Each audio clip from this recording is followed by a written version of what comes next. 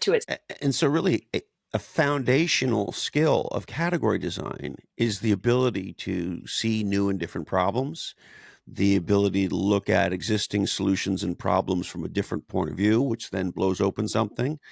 And in technology, of course, there's the whole idea that sort of every new technology, every new solution creates new problems, et cetera, et cetera.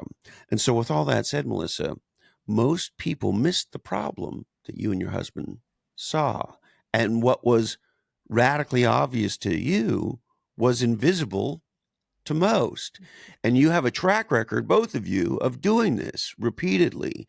And what's even more interesting on top of that is in the technology world, people who are normally successful in a category in one, if you will, platform era, rarely duplicate it going forward. And yet you've been able to do this again and again. And so with all that said, I ask you, where did you learn to see problems others didn't? I think it's a curiosity. I think it's always being curious and always asking questions. So where the opportunity presents itself to ask that question and deep dive a little bit further and a little bit further and ask the next why and the next why down the line to unlock the conversation and then have the conversation around really finding out what the pain points are and once I think we've, I suppose, got a pattern of being able to do that, you unlock this amazing conversation and these pathways around problems that you never even really, I suppose, gelled that existed, and that is, yeah, I think curiosity is probably a bit of a driver of that. Melissa, my guess, my spidey sense tells me that either you and or your husband also have a high degree of empathy. Is that true? Yes. Because farmers coming from a telecom Yeah. background, you it's one thing to spot a problem, Christopher, spot on, like you have that gift. Yeah. It's Yeah. another thing to have empathy beyond the normal, like, sorry you have this problem. I don't think you can pay me like the telecom customer can, but Yeah. so there's an empathy or there's something else that was driving you there too, it seems like. Oh, absolutely. So Tom comes from a background of dairy farmers in Scotland, and my family did a bit of banana farming on the side. So he very much understands the pain point of communications generally in a farming sense, and then obviously for me, I was in a regional and rural area as I grew up, and as comms became available, it was something that wasn't often really widespread in a rural environment. So you have that baseline, I suppose, empathy around that problem to start with. But I think that empathy absolutely drives a lot of the I suppose really understanding and taking on board that solving the problem. So did you then immediately pivot to starting connected farms, or was it a Did, gradual did a thing? Like, did a how did did a you bit of make a that? did a bit of a parallel lines move. Did a lot of investigation work. So did a lot of more conversations with farmers. And Talked this with is around the what time period? This is like, this is like sort of 20 pre-COVID, 20 sort of 18. We okay. started Connected Farms in 2019. So pre-COVID and did a because our other business was about building regional and remote telecommunications sites. We were already in remote areas, so we already were having to access a property to build a tower. So we were able to have those conversations And anyway. did So you keep the old business or pivot the new one, or what'd you do with we it? pivoted to focus on connected Okay. farms, but part of what we do in connected farms, as well as providing mobile connectivity or connectivity for vehicles and tractors and machinery, we also provide private LTE, private 4G networks, and that's where our telecommunications tower building skill set comes in, is around those private 4G networks. So they are really applicable in environments where it might have like an almond orchard where there's a really heavy canopy and a robot needs to work underneath a heavy leaf canopy, and the signal needs to go through the foliage. So they need a different sort of communications network. Hence the category and the niche of being very, very deep in understanding Oh what my goodness. connectivity works best for what sector. But, Okay, so you're parallel pathing this. You're yes, uncovering all the niches of an almond farmer is different than yeah, a dairy farmer is different than a this and that yes, with it, and then at some point you fully pivot. Yes. Was it a leap of faith, or did you just have customers like throwing money at you, like, please solve my problem? Like, help us understand what that dynamic was like. Yeah. A bit of column A, column B. We had to sort of experiment with some different technologies that were appropriate in farming. So we had to take the technology that existed in an urban environment, and then take that technology to a farm environment, because the nature of radio frequency and radio propagation in a farm and an environment where there's like produce and things growing is quite different to a streetscape, for example. So we had to take the technology and test it in that area. So we sort of started doing a bit of that, Melissa, could I interrupt you for a sec on that? of course. Can you hear me? Yes. Yeah. So in the early days of this technology coming forward, you said it was first in urban environments. Is that what I heard you say? Yes. And in the domain of the work you were doing at that time, how many competitors were there doing that type of work in that urban environment? Hundreds. So in the urban environment, Hundreds. there's all of the telecommunications companies and Okay. We're just unpacking something fun here. yes. So here's what was happening at the time.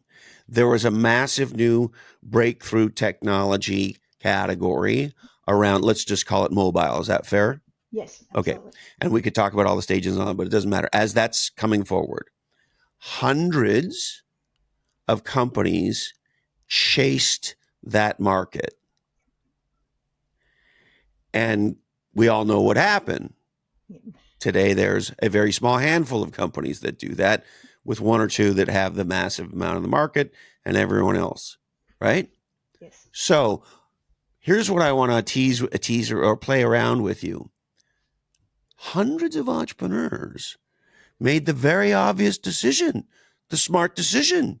This is a massive new category. There's going to be lots of room for everybody, and we're going to go where everybody else is going, because that's where the market is and is going. What made you decide to go where there was no market yet? Uh, I think because it was different, because we saw in the very small niche of what was there, how big that niche could then become, even though it was a deep niche, because of the nature of farmers needed to communicate in the same way, and to make real time decisions in the same way that someone did, walking around the city. So it's a a really easy parallel to sort of move into that space. And it was very much a leap of faith. Like, you sort of anytime you start a new business, you're kind of like, all right, oh, well, let's give it a crack, and head down and off you go. Yeah, it's been a journey into really getting the right fit. I think the right fit of technology for the right sorts of customers, and that's very much something that we do focus on, is solving the problem at a farm by farm level, because every farmer's operation is different, and that's really important to us as well. So different meaning that you went from hundreds of competitors, as Christopher was saying, to Yep. how many other companies were doing what Yeah, you were doing at the when time. we first started, there was probably one or two companies in the market doing mobile type stuff, but again, very early days. We were the only ones doing private LTE. We were the first when Starlink mobility came out. When Starlink first brought out an antenna that you could put onto a vehicle, a moving vehicle, we were the first company in the world to put Starlinks on tractors. We did that in. So we just give it a crack, and let's give this a go. And so we were the first, because farmers were so desperate to be connected. It was these taking the technology, any new technology that was coming. Let's get it on board. Let's get it out on the farm. Let's see how it works. And see if that improves the results for the farmers at their sort of end of the day, around their You, yields and their harvest. what was interesting is that we always talk about the be the winner strategy as an better, faster, cheaper. Be the best strategy is an est, right? I'm the fastest or the best, and then the be a different strategy is only. We said we Yes. were the only LTE provider out there, and Yeah. then first, and then the part that I think is fascinating to me is like I don't know. You must also, so in addition to, as Christopher said, your ability to spot problems, you know, at a high level, kind of 2020 vision for that. And in addition to the empathy, there's something that I feel like you guys have. I don't know, one of you or both of you, of an ability to kind of sniff out opportunity and upside. Because when you're the only, and it's like, I mean, Christopher will know better with Cosentino Farms, but kind of a all or nothing bust. Like the stakes can't be higher at harvest time. Oh And yeah. so their willingness to spend must be at a much higher rate. So at some point, one of you must have said, not only was this a different thing to do, but it was economically perhaps a more lucrative thing to do than where you were beforehand. Is that true? I think it varies. There's been a long path of education for the market because a lot of technology is obviously adoption of technology is challenging for people that haven't adopted before because a lot of the time they don't want to take the leap and spend the money before they see the results. So use cases and those impact studies from other farmers have been really important.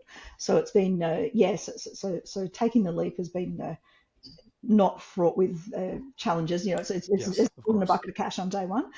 You know, we've very much had to sort of work through those challenges, but we've worked through them with the farmers, and that has then helped us obviously go much deeper. But it's also let us understand what opportunities are available for us within this agricultural connectivity category, Mm, and that has been, I suppose that's probably where it the value in identifying those opportunities through those conversations got it. is So not a bucket of cash up front, no, but you worked it. More buckets of cash started emerging, and absolutely. then and so I have a question. At some point, you know, you're the only LTE, and then you're the first doing Starlink, and buckets of cash start emerging as you kind of go deeper with it. Um, at some point, you decide these yahoos and all the way around the world, let's go join the academy. What prompted that? I mean, you were the only, you were clearly, you know, ahead of the curve on Starlink. Like, why did you seek out the academy? How did you hear about it? What prompted you to Yeah. do that? So I I we were sort of doing our I think in that raising awareness when you're a new business and you're sort of like, hey, how do I get my name out there? How do I do this? We were doing a lot of that, a lot of the, you know, peanut butter marketing, as I now know it's called, the spread. You know, we're doing the spread, we're in the socials, we're all that sort of gear. But we'd find we'd go to some events and people would be like, well, I've never heard of you before. And I'm like, what's going on here? So, and we knew we were the only ones, and we knew that not people that mattered, but organizations that needed to know about what we did knew, but on the broad brush, they didn't. So, I actually don't know how I even started to, how I came across. I think I might have come across the Substack somehow. Oh, actually, yeah, I don't know. I came across it somehow through. I think it might have been through Dan Schultz on LinkedIn, who does a bit of a category. He talked a bit of category talk, and I'm like, what's this category stuff?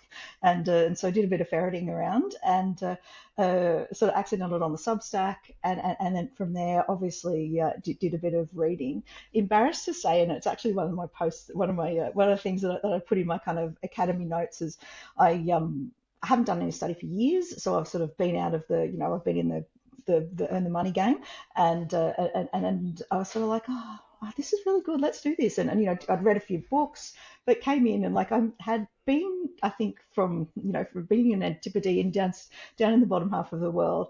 I had no idea. Like I'm actually, yeah, I'm on call with the Category All Stars. Like I had no idea of how big category design was, how big the profile of all you guys were. And I remember, I think I emailed, I think it was you, Eddie, when I was joining up, and I'm like, oh well, I can, you know, I'll pay my fees on, I'll do a bank deposit. That way, you know, you don't have to worry about the paying like the fees on the credit card fees. And I'm like, oh my god, so I had no clue. So I was a complete rookie when I got on board, but I got on No, no, board.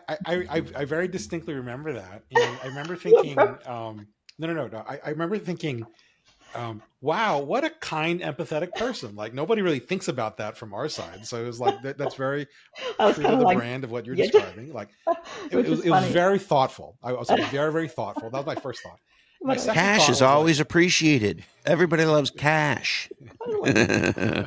my second thought was, okay, here's somebody quite savvy, right? And so Very empathetic and thoughtful, but like obviously you're going to save 10% by paying it up front or whatever. Yeah. But then the third part was like, what's up with this connected farms business? And, you know, what is this? Who is this person? Who is this Melissa that is one part empathetic, one part cash flow savvy, and with a business that I don't quite understand what it is? And so, like, I was just kind of like struck by all of that. So it was one of those like, your whole backstory makes sense because like I do distinctly remember that and being like, oh, this was not what I was I expecting. was like So so embarrassed. Anyway. not at all embarrassed. I think it's a testament to. I thought it was a very savvy move from that perspective, and I also thought here's somebody with a successful business because not everyone's just gonna like you Yeah. understood what you were doing. You had enough of a business that had enough of a runway and momentum that you're like, look, I'm going to make this investment. And the sense that I had was not, I'm sure you had some confidence in us. I heard confidence in you Yeah. that I'm going to make this, I'm going to learn this stuff and I'm going to apply it. No problem. And listening to you tell the story, we're the only LTE first in Starlink. Like you have clearly no problem jumping on to something that's new and different Yes. ahead of the curve with everybody else. And that's the feeling that I got, even though I didn't fully understand what was going on at the time. So Excellent. Excellent. It was So sorry. go ahead. Oh no, I Well, was just I had a question. Oh, did yeah. you? But react to Eddie. React to Eddie. Oh, I was just gonna say, yeah, it's I was so once I think when I understood about where a company needs to be in their journey to really become and transition to owning the category space, there was a fabulous fit for Connected Farms because we were five, we had some good runs on the board, we're innovative, we're really thinking about what we're doing. And I was sort of like this category, category academy opportunity came up, and I was like, we got to lean into this and really understand how we can own that category comprehensively, and that was really the sort of the push the go button to push the go button. Now, was there any part of you or Tom that thought, we've read this stuff and it sounds great and everything, but this is kind of an American, Eddie being from the kind of S&P 500 consumer world, me coming from the tech world, primarily on the B2B side, so a B2B B2B side, so kind of an interesting match. And anyway, you get all that stuff. Is there any part of you that goes, is this going to work down under? Is this going to work here? Does this stuff translate? Is there some cultural translation that might not happen here? Or anything along those lines? Not 1%. Everything that came across around the academy, and in the prep, in all the prep sort of documentation, the prep reading was this is a global game, and the companies that are and the people that are getting involved in understanding and learning how category design works are companies and people that are going global, and that was very much something that could be applied to anyone in any location. So this is very powerful. What is it that makes you say that? Because if you think about strategies at the highest levels, or certainly marketing strategies, and lots of others for that matter, but let's stay kind of marketing and growth oriented kind of thinking. A lot of people say, oh, well, just because it works in France doesn't mean it's going to work in Brazil, et cetera, et cetera. And so I'm curious why you believe what you just said about it, how kind of universal it is. Yeah. I think because we, as a business, had started working in different markets, so we were already doing an Australia play, a New Zealand play. We just started a UK play, and as I've worked through the academy, we've started a Canada and US play, and in each of those moves into those markets, the reception around being, talking about connected agriculture and talking about our sort of point of view has been really well adopted. And, we talk about it, and we, talk about even that pro tour around, digital darkness and, for farmers that are in digital darkness and moving them to that connected agriculture environment. And that has really resonated with people in different markets and different types of farmers, and that has been, I think that's what makes it really powerful. Is it you've obviously got to understand your market and understand your customers, and your customers are nuanced in different markets, but the concept is exactly the same in every market. And you are living proof. You've proved it. You've proven it. Yeah, We see it because, of course, we've worked with people almost everywhere in the world, in most of Asia. Our books are in Asia. Our books are in China, all throughout the Middle East, throughout Europe, et cetera, et cetera. We have African folks, many of them Latin America. I mean, on and on. It's really quite stunning, and we are living proof that, contrary to the common belief when you think about it as a low-level marketing campaign or messaging or something like that, well, that's got to change per market. yeah, But there's something about a category design with a true north POV centered around naming, framing, and claiming a problem, et cetera, that translates. I mean, you introduced all that new language that you just shared, yeah. and you're saying it works everywhere in the world. So I'm very curious, why do you think that's true when for most of, let's call it marketing strategy, that's not true? From our experience and as connected farms, I think it comes back to understanding the problem and asking about the problem in each of those different markets. Because a grain farmer in Saskatchewan, their problem might be slightly different to a blueberry farmer in Coffs Harbour in Australia. So those problems are slightly different, but it's really, being curious, understanding their problems, thinking about their problems, and going back to the, thinking about thinking, is the taking all of those things on board. I think is really part of what makes that category, the deepness of the category, work in the different places. There's something too about the skill and the savviness of the entrepreneurs down where you are, Alyssa, because now you're just jogging my memory. There was a guy that was a peer of mine at my old consulting firm. He spent like 9 months in New Zealand working for a sheep Oh yeah. co-op farming thing, doing EVA, economic value added analysis, which is the whole net operating profit before interest and taxes less the weighted average cost of capital. I was like, this incredibly esoteric Complex. financial idea with sheep farmers, he just disappeared for like 9 months. We're like, where's John? I don't know. He's like down, really, really down under. Anyway, but like, so you find us through Substack. You decide like Yeah. this is a good bet to make. You probably intuitively were a category designer all your career in life, so it was probably a good Mm. match. And then you decide to plunk down. You help us avoid bank fees, so thank you very much for that. And then like, as you're doing it, like it's not an easy thing for you to make every meeting and this and that, but Oh like yeah. what were some of the highlights of like, hey, this was something that I really picked up, and not only did it kind of make me think, wow, this is really insightful, but also which were the ones that kind of like blew your mind but also really had an impact on connected farms in a way that Yeah. you weren't expecting? Oh, there is so many. The the the the jamming sessions, the conversations and the jam sessions were like hugely valuable. And when when you are on your own entrepreneurial journey, you often don't get in a room with peers, and so you'll speak to, obviously, within your team, but you don't often get into that sort of safe idea sharing space. And I think that was an incredibly valuable part of it.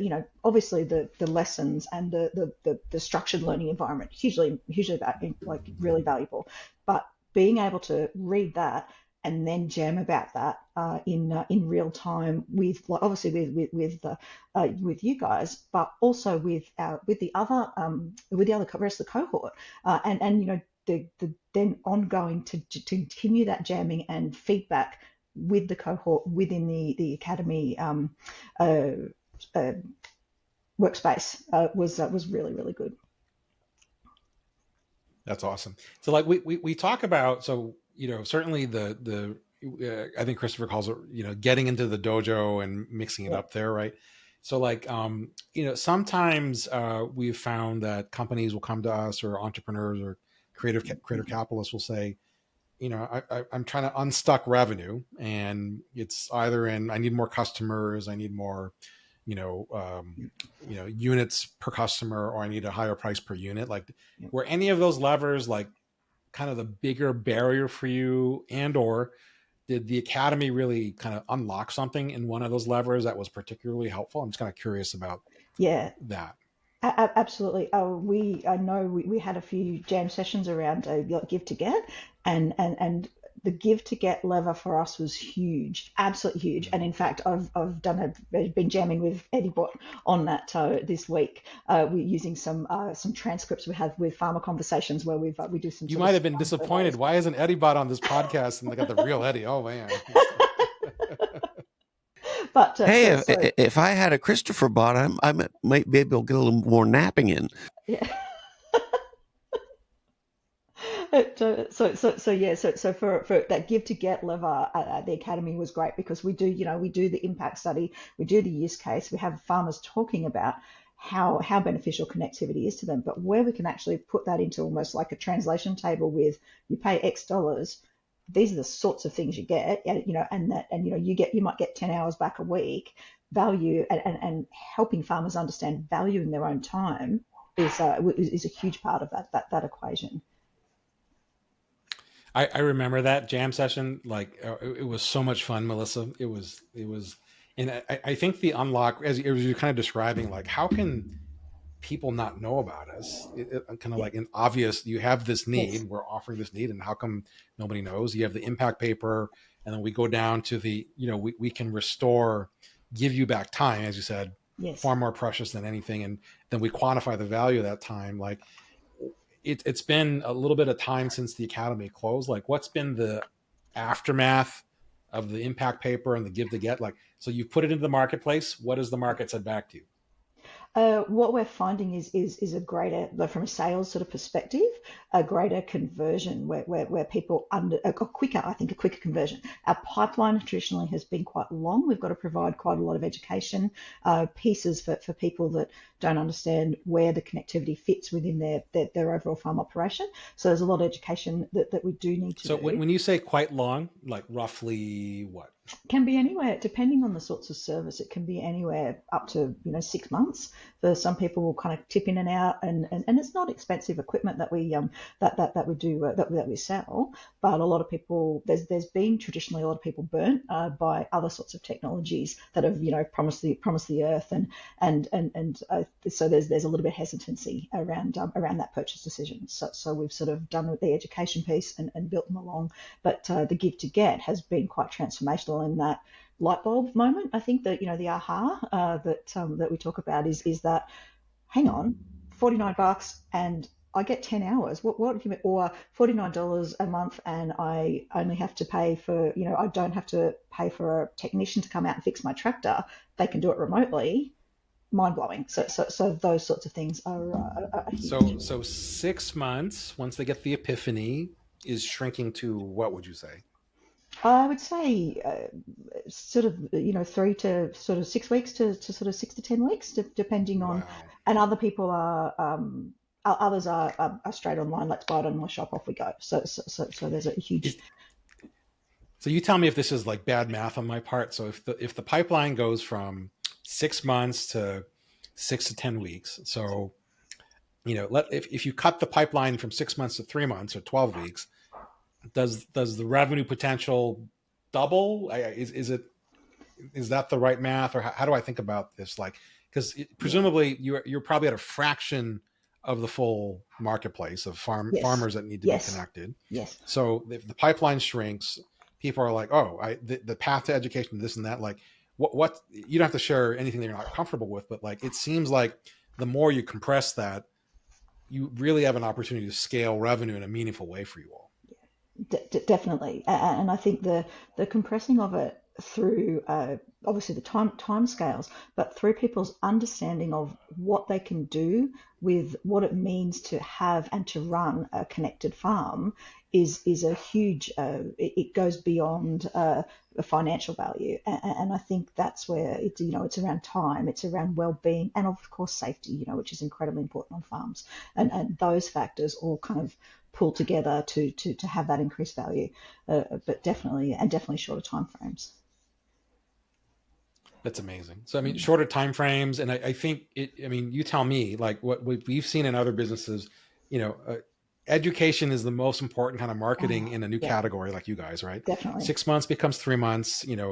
Maybe the pipeline of customers may double from there, and then and you were just kind of laying it out, like you save time, remote fixing of your tractor, like the use cases and the benefits and the outcomes Yeah. probably stack. Um, what does a super consumer of connected farms look like? Do they just get more connectivity, Mm. or is like, or do they just do word of mouth to get more farmers and farms on board? Like, how does that work? Yeah, it's a bit of a digital adoption pathway that they'd have to take. And it's what we find is that it's the same way as when you first got a smartphone and you used a smartphone for a little bit and you're like, hang on, I can do this. And then hang on, I can do all these other things. We find a farmer will get connectivity at, say, their farm sheds. And that might just be a really simple Wi-Fi, bubble that we get installed for them. But all of a sudden, they can look up a manual as to how to fix their tractor, spark plug when they're doing something, when they're preparing to go and do things. And once they then do that, they're like, hang on, I can download my maps here. Then they take that step. So once they've got that little small piece of adoption, it then escalates into, well, I need that connectivity when I'm now in my field, because if I'm in my field, I can upload and download information and mapping data while I'm on the go, and I can understand more information about my yield. And then it goes a different level, is that at my harvest time, I can cut wheat and I can understand the protein and the moisture content at point of harvest. And that can then tell me which chaser bin needs to come up and collect that, and whether or not that wheat is going to go for double O flour, or if that wheat is going to be used for animal feed. So it takes them along this journey, and that's where again I think that longer timeline and pipeline comes in, is the more they are exposed to better connectivity in their daily operations, the more they want to adopt. So then, if I'm reading this correctly, connectivity is the gift that keeps on giving, right? So Yes. you get the gift of a shorter pipeline, 6 months to 6 to 10 weeks or whatever, and then that increases your revenue potential. I'm imagining that makes your marketing investment more efficient, as because you don't have to spend for as long with it, right? The impact report and the sales cycle gets compressed there, and then also it sounds like in the gift that keeps on giving, that once they're connected, they just discover, oh, I have this benefit, I have this benefit, I have this benefit. So that leads me to the next question, Melissa. Like, your give to get's pretty dynamic. You tell me, but I think you probably need to be charging more. Is my instinct with it, because like if you keep giving people all these outcomes, then is your pricing keeping up with that? That's kind of one question. But Yeah. then because it either needs to show up in kind of really a big jump in volume for you, a far Mm. more efficient sales and marketing expense to acquire customers, or you have a pretty massive pricing opportunity if people are just like, benefits and outcomes keep raining from the sky because now I'm connected and I can do all these things that I can do. Like, are any of these right, or am I Uh, imagining this? no, definitely. And that's sort of part of what we're trying to do, is build on the current customers we've got connected, build on their experiences. And we're doing a big or project at the moment with one of the grains research organizations, which is around automation and robotics, and it's a grain automate project, and it's showcasing that project to farmers, because those are completely connected farms, has been an invaluable thing, because farmers then see, farmers are very price sensitive. They and part of, I suppose, the the category piece that we're building is taking connectivity and making it asking farmers to look at it like infrastructure. So it's like diesel. It's like it's an input into your farming cycle, and if it becomes an input like diesel, and fertilizer and pesticides and all these things that are used daily in a farming operation, it changes the the lens on it, and then all of a sudden a farmer's like, well, that's just something I buy. I don't have to choose connectivity proactively. It's just something that I buy every month, like diesel, like fertilizer, and that's part of what we're trying to do in our marketing piece and through those use cases. That is so legendary, and it's a very important learning. And the learning goes like this: most companies compete for what is already in the budget in the B2B space. Legendary companies create new categories that create new budget. And so now you're baked into the operating cost. I have feed, I have fertilizer, I have tractors, et cetera, et cetera, et cetera. And of course, I have the connectivity I need because it's core to my business. Yes. And so now it's baked in. Yep. And you don't think about it anymore, and that's the idea. Correct. Yep. Well, Legendary. Legendary, Melissa.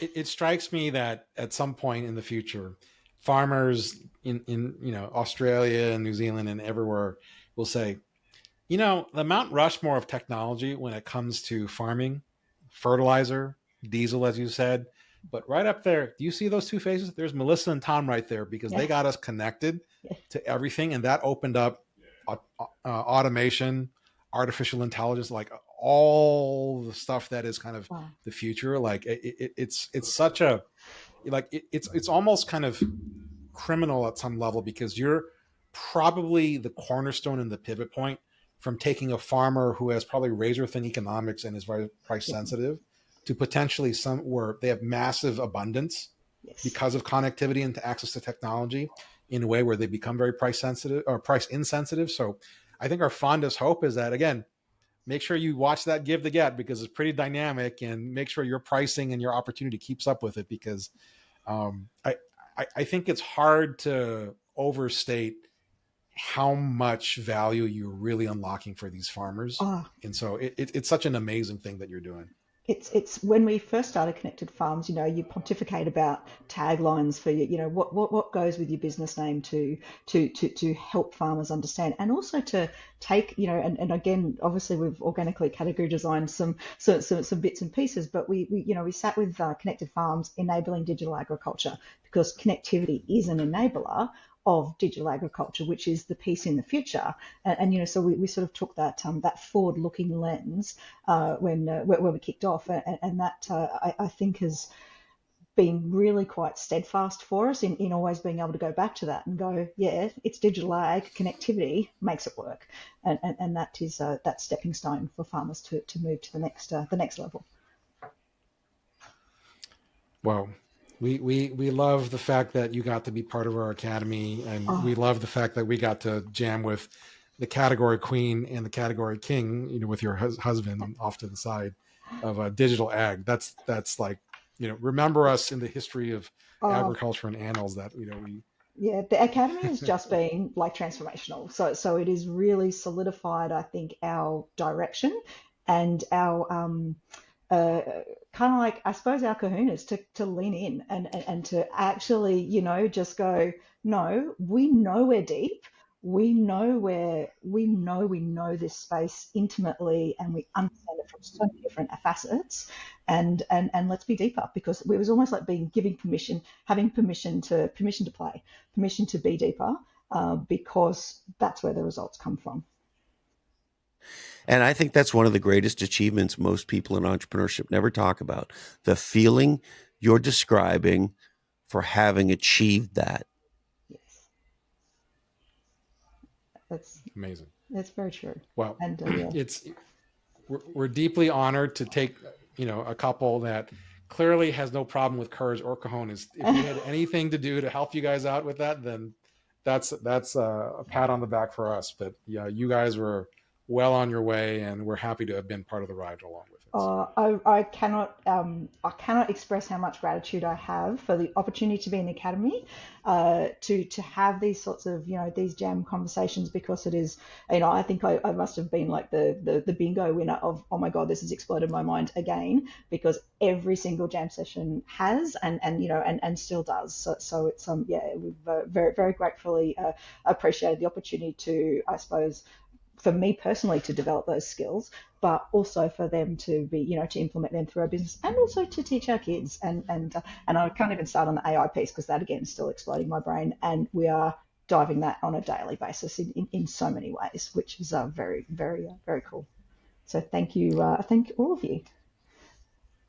Thank you. Melissa, Thank you, Melissa. did I ever show you the AI cartoon that I made for Digital Darkness?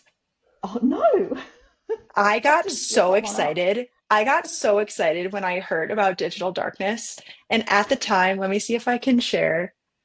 Um, at the time, I was like so stoked about it. I was playing around with like AI open art, and I was just like having a ball one afternoon. Let me see if I can share this. I Can you love see that. I love this? that. Can you see my screen or no? Yes, yes. Oh, So I was like, it didn't get Perfect. it right. It didn't get it I right love because it that. kept like getting that kept getting connected farms wrong. But I probably spent 2 hours one afternoon just like playing around with all these Yeah, you different did. Oh my God, I parameters. love these. These are awesome. It was so fun. I'll send them to you and you can play around Oh, with them. thank But you. I just like that Oh, was probably one of my favorite like category design pieces of the academy was just like digital darkness and having that unlock. I thought it was such a cool oh, moment. it was That's what I it remember the was great. most about it. Yeah. It was great, and I would love to take all the credit for that unlock, but that was Tom on a plane at somewhere. We were jamming about stuff. He was away over in Europe somewhere, and we were jamming about some stuff online and backwards and forwards. And we're like, we've got to nail this. And it's like, you kind of you sort of there's nothing there. You're in the darkness sort of thing, and then he's just come back. He's got digital darkness. I'm like, yes, That's that's it. it. That baby. Shut the gate. Legendary, you just need legendary AI to problem add a frame. roux or two in the background, and then you're good to go. So Yeah, yeah. I didn't get the AI perfect, but that's for some It's fancy amazing. prompt artist to do. Yeah.